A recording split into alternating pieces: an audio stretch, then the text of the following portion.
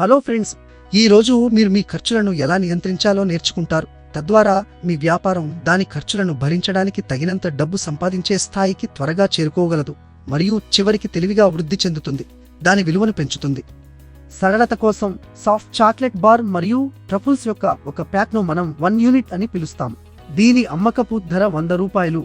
మీరు soft chocolate bar మరియు truffles యొక్క ఒక యూనిట్ను 100 రూపాయలకు విక్రయించినప్పుడు పదార్థాల ధర 63 రూపాయలు. అలాగే బాట్లింగ్ మరియు ప్యాకింగ్ కోసం 3 రూపాయలు మరియు సాఫ్ట్ చాక్లెట్ బార్ మరియు ట్రఫుల్స్ రవాణా మరియు పంపిణీ కోసం మరో 3 రూపాయలు జోడించండి. అదనంగా 3 రూపాయలు మార్కెటింగ్ మరియు ప్రకటనలకు వెళుతుంది. కాబట్టి మీరు విక్రయించే సాఫ్ట్ చాక్లెట్ బార్ మరియు ట్రఫుల్స్ సంఖ్యతో మారుతూ ఉండే మీ వేరియబుల్ ఖర్చులు. సాఫ్ట్ చాక్లెట్ బార్ మరియు ట్రఫుల్స్ ప్రతి యూనిట్కు సుమారు 72 రూపాయలు. ఇప్పుడు మీరు ఎన్ని సాఫ్ట్ చాక్లెట్ బార్ మరియు ట్రఫుల్స్ యూనిట్లను విక్రయించినా స్థిరమైన ధరలను చూద్దాం. మీరు సాఫ్ట్ చాక్లెట్ బార్ మరియు ట్రఫుల్స్ యూనిట్లను 100 రూపాయలకు విక్రయించినప్పుడు ఫ్యాక్టరీ స్థలానికి అద్దెకు 0.50 రూపాయలు, విద్యుత్ మరియు నీరు వంటి వినియోగాల కోసం మరో 0.50 రూపాయలు మరియు మీ కార్మికులకు చెల్లించడానికి 5 రూపాయల వరకు కేటాయించండి. మీరు బాహ్య కార్మికులను నియమించుకుంటే, మీరు రుణం తీసుకుంటే మీరు చెల్లించాల్సిన వడ్డీకి అదనంగా 1 రూపాయి చేర్చండి. ఇదంతా సాఫ్ట్ చాక్లెట్ బార్ మరియు ట్రఫుల్స్ యొక్క ప్రతి యూనిట్కు స్థిర ఖర్చులలో సుమారు 7 రూపాయల వరకు జతచేస్తుంది. మీరు స్థిర మరియు అస్థిర ఖర్చులు రెండింటినీ జోడించినప్పుడు సాఫ్ట్ చాక్లెట్ బార్ మరియు ట్రఫుల్స్ యొక్క ప్రతి యూనిట్ను తయారు చేయడానికి మీకు 79 రూపాయలు ఖర్చు అవుతుంది. ఇది 100 రూపాయలకి విక్రయించబడుతుంది.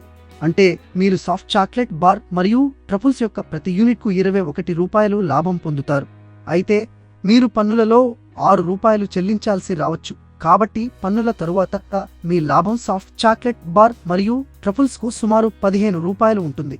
మీ నికర లాభాల మార్జిన్ 15% అని చెప్పడానికి ఇది ఒక సరళమైన మార్గం. ఇప్పుడు ప్రణాళిక భాగం కోసం మీకు 2 ఎంపికలు ఉన్నాయి. మీ లాభంలో కొంత భాగాన్ని తిరిగి వ్యాపారంలో పెట్టుబడి పెట్టండి లేదా ఆ డబ్బును మీకోసం ఉపయోగించుకోండి. మీ లాభంలో సగం అంటే 7.50 రూపాయలు స్టాక్ వంటి వాటి కోసం తిరిగి వ్యాపారంలోకి పెట్టడం తెలివైన పని. అప్పుడు మీరు మిగిలిన 7.5 రూపాయలను మీకోసం లేదా ఇతర ప్రయోజనాల కోసం ఉపయోగించవచ్చు. త్వరగా లాభం పొందడానికి మీ స్థిర ఖర్చులను తగ్గించడానికి ప్రయత్నించండి. ఒక స్థలాన్ని అద్దెకు తీసుకునే బదులు సాఫ్ట్ చాక్లెట్ బార్ మరియు ట్రఫుల్స్ తయారీకి మీ స్వంత షెడ్ను ఉపయోగించండి. ప్రారంభంలో కార్మికుల ఖర్చులను ఆదా చేయడానికి కుటుంబ సభ్యులు మీకు సహాయం చేయండి.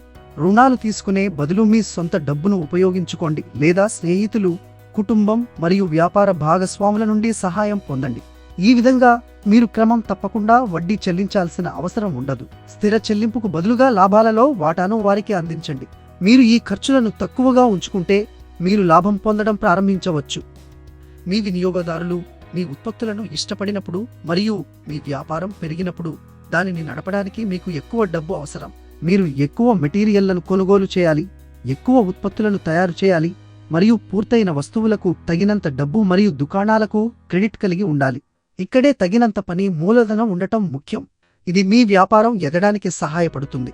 మీరు ఈ డబ్బును బ్యాంకులు లేదా స్థానిక సమూహాల నుండి పొందవచ్చు, కానీ మీ స్వంత ఆదాయాన్ని ఉపయోగించడం చౌకైన మార్గం.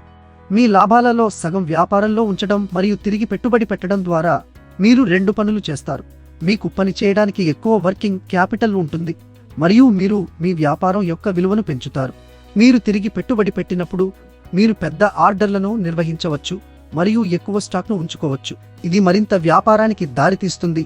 ఫలితంగా మీ వ్యాపారం యొక్క విలువ పెరుగుతుంది. ముందుకు చూద్దాం.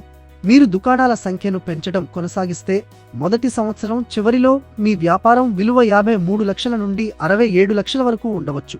మీరు 2వ మరియు 3వ సంవత్సరంలో డబుల్ షిఫ్ట్లో పనిచేస్తే మీ వ్యాపారం విలువ 1.1 కోట్ల రూపాయల నుండి 1.3 కోట్ల రూపాయల వరకు మారవచ్చు. మీరు మీ వ్యాపారంలోకి ఎంత ఎక్కువ డబ్బును తిరిగి పెడితే అంత ఎక్కువ క్రెడిట్ పొందవచ్చు, అంత ఎక్కువ అమ్మవచ్చు మరియు మీ వ్యాపార విలువ అంత ఎక్కువగా ఉంటుంది.